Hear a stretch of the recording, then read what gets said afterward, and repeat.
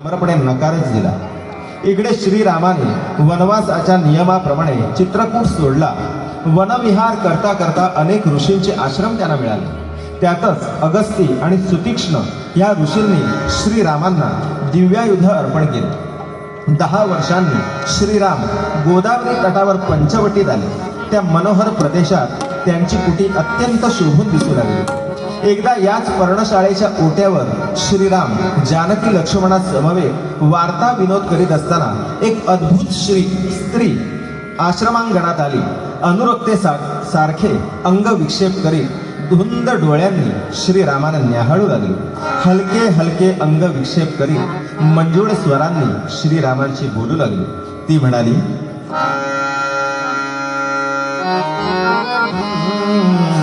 कोण तू विठ्ठला राजकुमार, विठ्ठला राजकुमार, कोण तू विठ्ठला राजकुमार।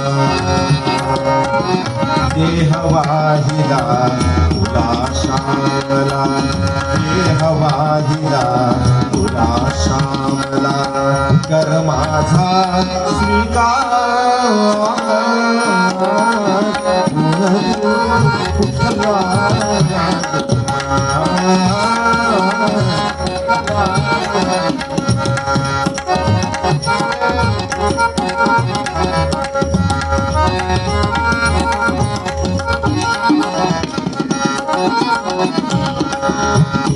स्वरूपी राजलक्षणे, रुद्राक्षांची श्रवणी भूषणे।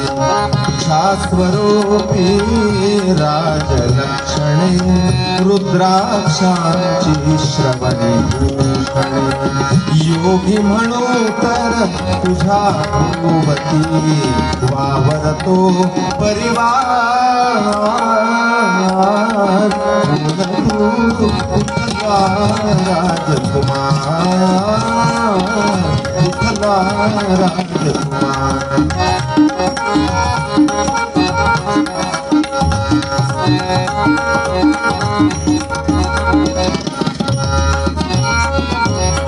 शूर्पणखा रावण भगिनी, शूर्पणखा रावण भगिनी, याच वनाची समज स्वामी। अगणित रूपे घेऊन करीते, अगणित रूपे घेऊन करीते वनोवनी संचार।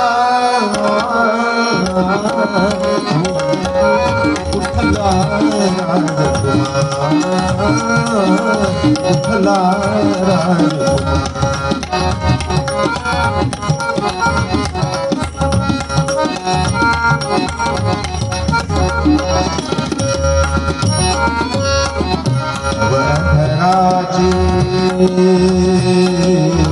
तव अधराची लाल सकांती, अधराची लाल सकांती,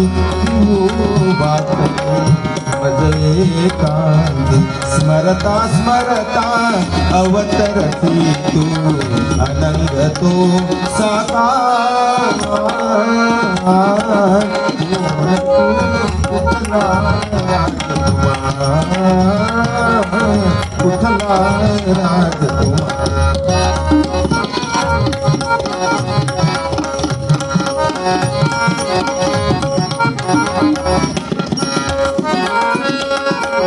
तुला न शोभे, तुला न शोभे ही अर्धांगी, दूर लोटती कुरूप कृशांगी। समीप आहे तुझा क्षणी करीते संहार। तू विठ्ठला राजकुमार, विठ्ठला राजकुमार।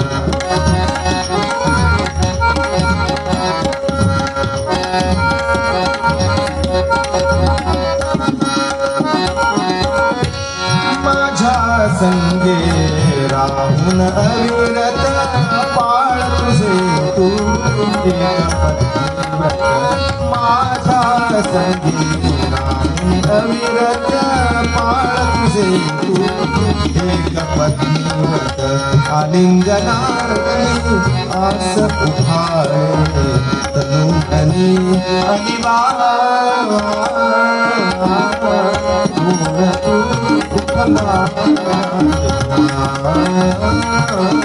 कुठला राजकुमार कोण तू कुठला राजकुमार कुठला राजकुमार